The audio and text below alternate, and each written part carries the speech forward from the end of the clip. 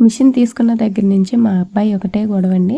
షర్ట్‌కి ఏదైనా డిజైన్ వేయమని. దీనికోసం లైన్ డిజైన్ కూడా నాతో కొనిపించాడనమాట. నేనైతే కొన్నాను. అయితే ఇలాగ మనం స్టిచ్ చేసిన వాటికి షర్ట్స్ కానీ వేటికైనా లోగోస్ లాంటివి వేయాలంటే వాటికి సెపరేట్‌గా చిన్న ఫ్రేమ్స్ ఉంటాయి కదా!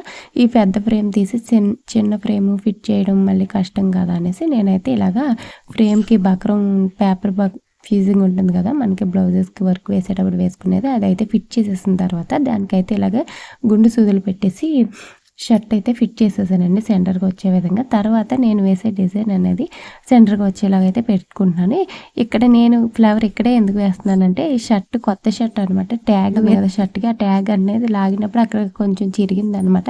సో, ఆ చిరిగింది కూడా కవర్ చేసినట్టు ఉంటుందని ఫ్లవర్ అయితే ఇక్కడైతే వేస్తున్నాను. మనం పాకెట్‌కి పైన వేసుకోవచ్చు. లేదంటే బ్యాక్ సైడ్ కూడా వేసుకోవచ్చు అనమాట. ఇలాగ పెద్ద ఫ్రేమ్ మీదే వేసుకోవచ్చు.